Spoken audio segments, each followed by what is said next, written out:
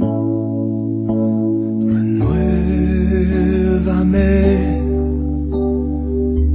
Señor Jesús, ya no quiero ser igual.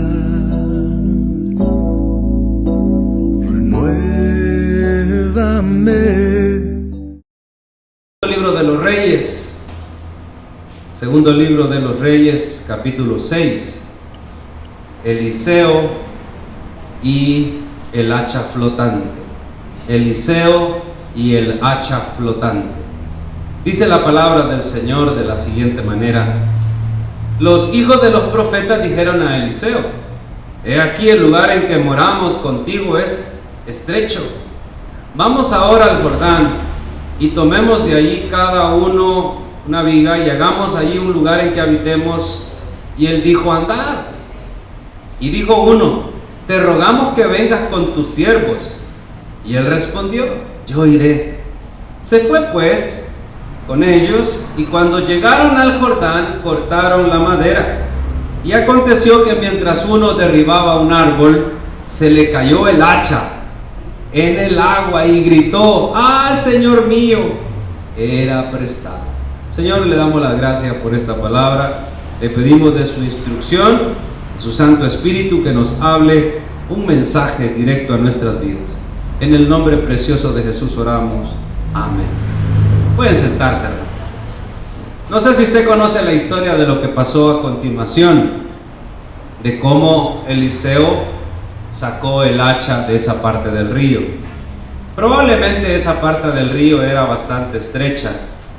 El problema es que cuando los ríos se estrechan, se profundizan. El río Lempa llega a tener en una de las áreas de este mismo, antes de Nueva Concepción, en Chalatenango, buscando Metapán, llega a tener en alguna parte ese río unos 10 metros, 12 metros de ancho nada más. Es una parte angosta, pero es la más peligrosa, porque la corriente en esa parte del río es tremenda, no se ve, y la profundidad del río también es bárbara. Cree que hay 5 metros de profundidad en esa parte del río. 5 metros, hermano, es bastante. Imagínese usted si se cae una herramienta como un hacha en una parte angosta del río, y se cree que esta es la parte del Jordán. Cuando el Jordán se ensancha es pachito, pero en las partes donde está bastante estrecho es profundo. No podía ser encontrada de ninguna otra manera. Usted, me imagino que sabe la historia de cómo flotó el hacha.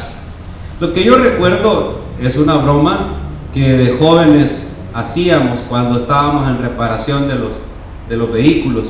Como uno no tenía para comprarse un BMW o un Porsche Carrera, lo que hacíamos era que arreglábamos los carros para que corrieran más.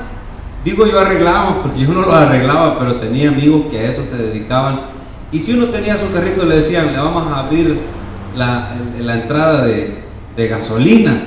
Jalaban más gasolina, era un gran gasto, ¿verdad? Le vamos a poner un header, un Weber, ¿verdad? Le vamos a poner una suspensión especial, y uno de plante, hasta con latas de leche Seteco, le ponía a la cobertura del filtro de aire, y sonaba como que era turbo, pero fabricábamos todo eso. Entonces teníamos las herramientas, y una de las bromas que hacían los amigos mayores a los novatos que iban llegando al grupo de tijuilear carros, que es el concepto salvadoreño, ¿verdad?, de modificar, arreglar, era la broma del imán para vidrios, ¿verdad? Estaba la caja de herramientas, y en eso hacían como que se quebraba algo. ¡Ay, se me quebró!, decía, trabajando en una parte del carro, y el novato estaba por ahí sentado. ¡Hey, Pedrito, vos, mira, revisé la caja de herramientas! Sí, y como uno jovencito queriendo ayudar: búscame el imán para vidrios. No vayan a andar ustedes haciendo esa broma. Y ya que el muchacho joven, ¿cómo es? Aparece así como redondito, y lo buscaba: imán para vidrios. Y decía: ¿será como de ventosas o algo así? Decía, imaginando. Y aquello va de reírse, y pasaban minutos el muchacho. Gasolina en polvo en las Rosas de la Centroamérica. Mandamos a comprar más de una vez algún cipote. Y nos creyeron. Lo tremendo fue que un día un gasolinero le dijo: fíjate que no tengo de esa ahorita. Espérame, le voy a ir a preguntar al gerente hasta el gasolinero cayó en una ocasión. Y como la calle de las Rosas está recto, veíamos nosotros al gerente riéndose, que asomaba la cabeza a ver quiénes eran los bromistas. Pero en este caso, el hierro se atrae con un imán que también es de metal, ¿sí o no? Pero Dios atrajo esa hacha, Dios hizo flotar esa hacha por medio de Eliseo con una vara de un árbol. La madera no puede atraer el hierro, ¿o sí?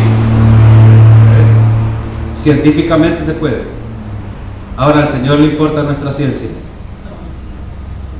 El cómo, el cuándo, la manera en la que Dios obra, no la podemos entender, pero Él obra. Vamos en el texto, ahí el verso 1, para que vea la importancia de cada uno de los versos, de cómo va ocurriendo este milagro, porque hay algunos puntos interesantes. Primero, siempre es bueno ir acompañado por el respaldo de Dios. Los profetas dijeron: si nos acompañas tú, mejor.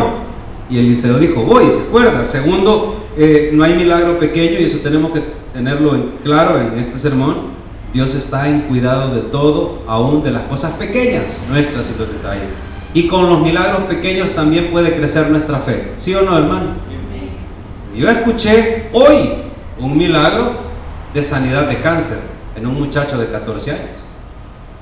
Hoy, de que la mitad del hueso de acá se lo había comido el cáncer, solo tenía el cascarón, y lo tenían sostenido con una férula, y lo tenían que llevar a otro país a cortarle hueso al papá para injertárselo a él. Es una familia pastoral. Y orando una noche, él dijo: mamá, me duele, me quema el brazo. La mamá le dijo: Dios está operando, Dios está obrando. A los 3 días llegaron, le quitaron la férula y él tenía su hueso sano. Ese es un milagro portentoso, tremendo. Que la gasolina me duró de allá a acá. Alguien podría decir, un científico: quizás tú andas el marcador malo, que anda un poco malo, ciertamente, pero yo sé hasta dónde llega que ya lo da. Pero alguno me podría cuestionar con eso, ¿no? De todas maneras, ese es un milagro pequeño.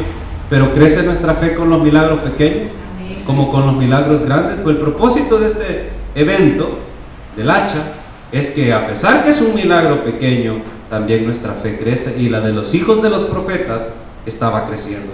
Verso 1. Los hijos de los profetas dijeron a Eliseo: aquí el lugar en el que moramos contigo nos hace estrecho.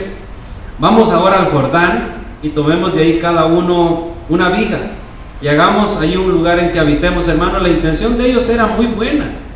Ellos están queriendo agrandar el lugar porque la escuela de profetas de Eliseo está creciendo, está prosperando. Ellos van a hacer una buena obra, van a remodelar la morada donde ellos están con Eliseo, porque donde están es pequeño, y quieren agrandar el seminario de Eliseo, el seminario de profetas.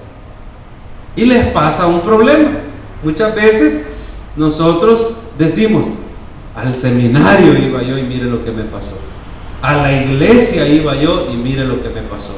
Hermano, no estamos exentos, en cualquier lugar nos pueden pasar cosas, porque este varón que perdió el hacha pudo haber dicho: si yo presté el hacha para venir a construir el lugar donde vamos a aprender a ser profetas, Dios no nos puede cuidar en esto. Dios no puede estar pendiente que no perdamos el hacha. No, es que Dios está ahí a la expectativa. Vamos a perder el hacha, pero Dios está esperando a ver qué hacemos, porque Él siempre nos va a restituir. Pero mire cómo obra este milagro. Y él dijo, Eliseo: andad. Verso 3. Uno de ellos, ¿cuántos varones profetas eran? ¿Cuántos? No dice, ¿verdad? Eran varios quizás. Dice: cada uno tomemos una viga y construyamos la morada. Yo me imagino que por lo menos eran unos 30 porque una estructura de 15 vigas ya es grande, ¿verdad? Pero uno de ellos, no todos, dijo en el grupo, y siempre hay uno como este, que no camina, sino es de la mano de Dios. Yo le decía a las hermanas, yo no venía solo ayer, venía con un brother que resultó ser un gran siervo del Señor. Me dicen las hermanas, con razón la gasolina le duró. Si usted viene solo con su fe, no llega. ¿Cómo confían en su pastor las hermanas? Ay, si usted hubiera venido solo, allá por San Vicente se queda, ¿no? Pero como venía con un hombre de fe a la par, orando. Pero es que no importa cómo, el Señor va a ayudarte, va a obrar. Y uno de ellos dijo, Eliseo, ya se lo estoy aumentando, te rogamos que vengas con tus siervos. Él respondió, yo iré. Hermano, ¿para dónde vamos? O cuando vamos a algún lugar, se nos recuerda orar. Cada vez que salimos, alguien dice, oremos, llevemos al Señor con nosotros. ¿Y qué dice el Señor cuando le oramos a Él y le pedimos, Padre, acompáñenos? ¿Qué hace el Señor? ¿Qué dice? Como Eliseo dice, yo iré con usted, ya que me lo está pidiendo. Ahora, el Señor es Dios omnipresente. Yo estoy haciendo una comparación, amén, hermano, porque el Señor siempre está ahí, pero como Él es un caballero, no mete las manos, dice, esto no me ha pedido que le ayude. Aunque a veces ni siquiera le pedimos ayuda al Señor y el Señor obra, amén, hermano, porque Él es bondad, misericordia. Pero siempre recuerde, a donde vaya, dígale al Señor, no queremos ir solos, acompáñanos. Y el Señor dirá, como Eliseo dijo, yo iré. Yo iré. Verso 4. Se fue pues con ellos, y cuando llegaron al Jordán, cortaron la madera. Y aconteció que mientras uno derribaba un árbol, se le cayó el hacha en el agua, y gritó, ay, Señor mío, era prestada. Hermano, imagínese usted este incidente, lo que costaba en aquella época una herramienta, y ni siquiera era de él. Probablemente este muchacho, profeta, era pobre, y para él aquello significaba una catástrofe. Él pudo muy bien haberle dicho al que le prestó el hacha, yo andaba haciendo cosas buenas, yo no era para destazar ganado, para vender carne de cuatrero que ocupé el hacha, yo a construir el seminario fui, y cortando el árbol, tú seguramente no tenías bien segura el hacha con su mango, porque el mango le quedó en la mano, y la parte de hierro se me cayó por tu culpa. Así que primero fue un accidente, segundo, tu herramienta que me prestaste quizás no sirve, y tercero, yo en cosas buenas andaba. ¿Cuántas veces ponemos excusas? ¿O cuántas veces decimos fue un accidente? Este hombre sentía una gran responsabilidad por lo que le había sucedido, y él exclamó, porque esto es una exclamación del grito, diciendo, ay, Señor mío, era prestada, es decir, ayúdeme, obre. Ahora, ¿a quién le está hablando el hijo de los profetas, este profeta? Está hablando a Eliseo. Pero les he dicho una y otra vez, que cada vez que nos referimos a Eliseo, él como profeta, él representa a quién, hermano. Cuando nos referimos a un profeta verdadero, amén, es el representante divino, el representante del Señor, el que trae la palabra de Dios a su pueblo. Era prestada. El varón de Dios preguntó, ¿dónde cayó? Y él le mostró el lugar. Entonces cortó Eliseo, un palo y lo echó ahí, e hizo flotar, ¿qué, hermano? El hierro. Perdón, ¿cómo es este milagro? Con un palo atrayendo un hierro. ¿Acaso los imanes no son hierro con hierro? ¿Por qué Eliseo no agarró otra hacha y dijo, ¿a dónde está? Permítame, y puso el hacha así cerca del agua, ¡pam!, para que se pegara el hacha con hacha. ¿Por qué agarró un palo y no otro hierro? Es que, hermano, como les decía en la introducción, cómo obra el Señor sus milagros, no nos compete a nosotros cuestionar. ¿Entiende esa parte? Cómo el Señor obra sus milagros, a nosotros no nos compete cuestionar. La lógica es humana y la lógica dice que no se puede atraer un hierro con un palo. ¿Qué es lo que cortó ahí? Cortó un palo y lo echó ahí e hizo flotar el hierro. Otra cosa, si era tan profundo como que no podía meterse aquel hombre para traerlo, ¿cómo va a flotar ese hierro que no tiene la capacidad de flotar? Porque los barcos son de hierro, pero tienen cierta su estructura con un aire dentro que los hace flotar, hacen una resistencia buena en el agua y flotan. Amén. Pero este tipo de cosas no flotan. Repito, la lógica es humana. La fe es un don divino y traspasa toda ciencia. La fe es un don divino y traspasa toda ciencia. No podemos explicar, pero sucedió. En el milagro que les conté hace un momento, de un joven de 14 años con un cáncer come hueso, así es conocido ese cáncer come hueso, se come el hueso y de repente ya no hay miembro, ya no hay estructura, el cáncer es bien ilimitado, no se va para otro lado, gracias a Dios, pero como ya no hay estructura, la mano queda inútil y hay que amputar. Aquí en El Salvador, eso le habían ofrecido a este muchacho de 14 años. Aquí lo único que queda es amputarle el miembro. Le vamos a poner una férula que le sostenga el brazo para mientras. La única forma es un injerto de hueso, pero hay que hacerlo en otro país. Solo en pasajes eran $4,000, $5,000. En estadía y en cirugía eran otros $15,000, $20,000. $20,000, $25,000. Es una iglesia pequeña como la nuestra, de donde este muchacho pertenece. Pero cuando topamos, recurrimos a la fe, la oración. Me imagino que ellos hicieron todo lo posible porque esa idea me dio lo que hoy escuché. Pero no tenemos, Señor. No hay forma que nosotros vayamos hasta ese otro país a que le hagan un injerto de hueso. Y empezaron a orar y a orar y a orar todos los días en la mañana y en las torres de oración. Y en esa ocasión que les cuento, el muchacho sintió: mamá, se me quema el brazo, se me quema, duele. Y la mamá, con la férula cubierta, dijo: no te preocupes, hijo, el Señor te está operando. Como nosotros no podíamos pagar tu operación, pero tenemos fe que el Señor puede sanarte y no va a necesitar la cadera de tu padre, porque le iban a quitar hueso de la cadera al papá para injertarlo en su bracito. O sea que el milagro no solo era para el muchacho, amén, hermano. Me imagino que ese pastor de esa iglesia pequeña dijo aleluya cuando se sanó el hijo, iban a quitar un pedacito de hueso. A los 3 días, cuando le quitaron la férula, porque el muchacho sintió diferente: ya no siento que necesito esto, algo ha pasado, me duele, me molesta, porque el brazo había vuelto a la normalidad. El brazo que estaba delgado con su hueso había vuelto a la normalidad y le socava la férula, era insostenible tenerla.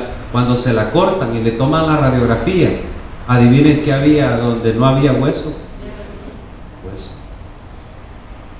El doctor se puso a llorar. No me dijeron que el doctor era cristiano, no importa si era o no era cristiano evangélico, era católico, era de otra fe. Es un milagro evidente, hermano. Amén. Hay algo ahí que no tiene explicación ni lógica.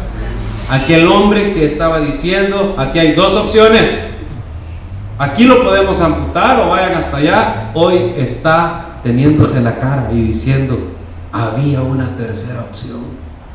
No era la de $25,000 allá en otro lugar, la amputación se la hacen gratis aquí en el Seguro, le amputan hasta y en el Rosales igual, a cada rato aquí también. Pero había una tercera opción, que muchas veces como científicos, los doctores, hombres de ciencia, una opción que ellos no ven, no entienden. Es la opción de que el Señor es todopoderoso y que el Señor puede obrar milagro pequeño, milagro grande para Él No hay diferencia. Amén, hermano. Este señor que venía conmigo ayer me venía contando de cómo Dios lo sanó de la esclerosis múltiple. Dice que buscó una telemaratón y él tenía fe que el Señor le iba a sanar, que ahí iban a decir que él iba a ser sano. Ese fue el método que él pensaba, hermano. Y buscó y oyó maratones y nunca dijeron esclerosis múltiple.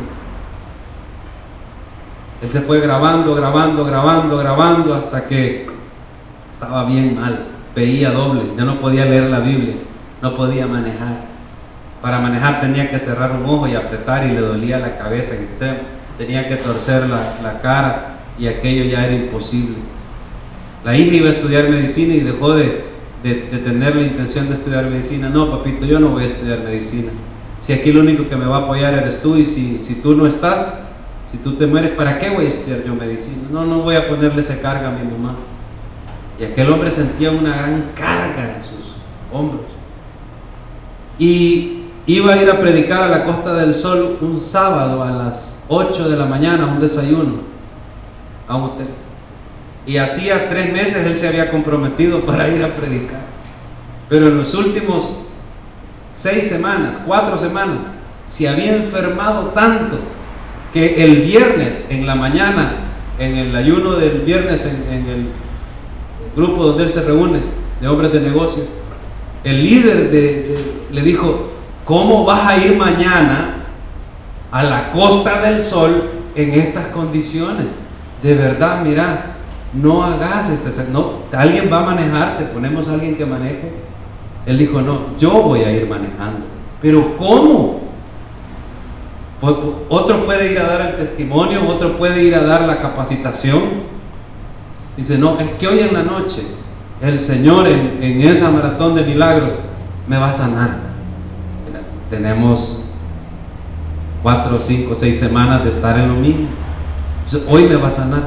Y dice aquel hombre que faltando 5 minutos para las 12 ya terminaba el espacio de televisión de 3 horas. 3 horas de oración. Y no habían dicho para nada esclerosis múltiple.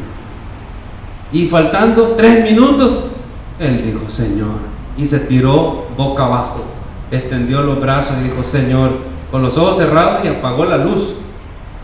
Es que si me sano, me da temor. Si veo doble, si no veo doble. Parecía un juego de un niño. Pero el Señor espera a veces hasta que nosotros lleguemos a ese nivel, hermano, para obrar. Y faltando 3 minutos, calcula él, para la medianoche, el hombre que está orando en la televisión dice: y ahora pónganme atención.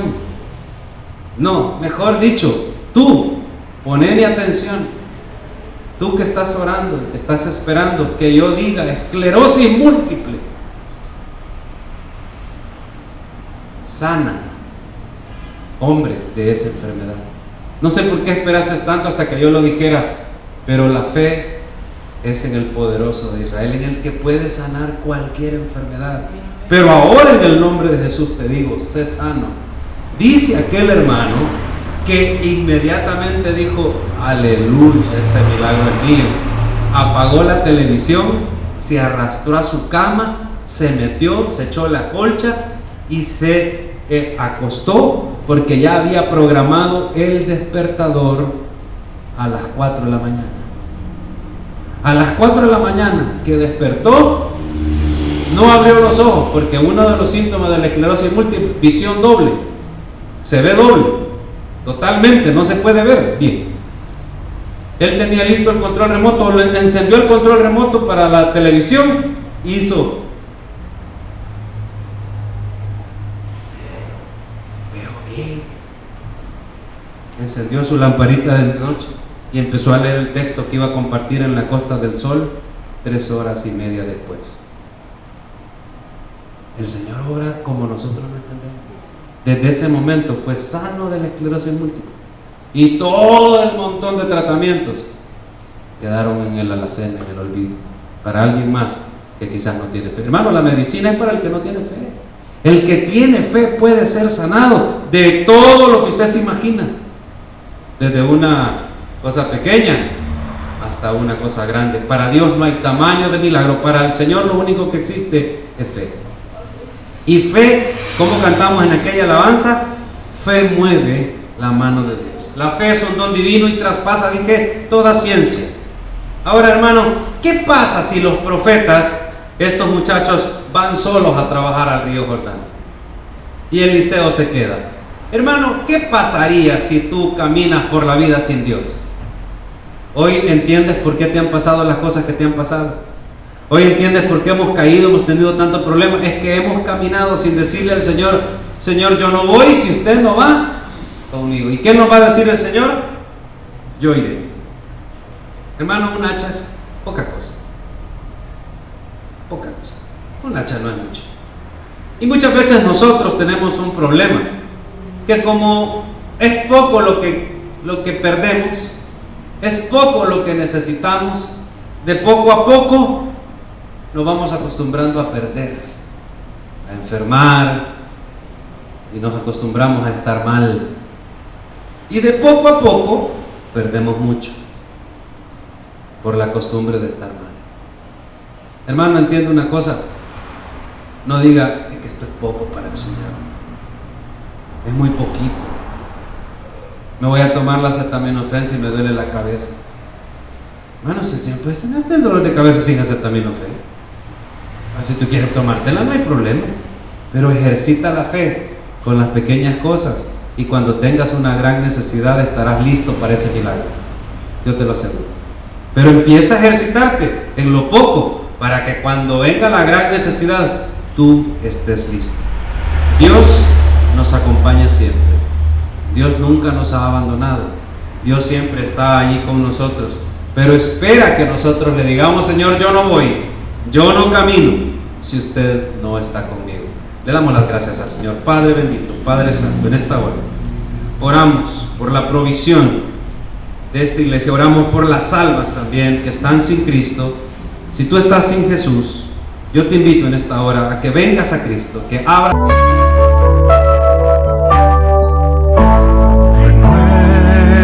Renuévame, Señor.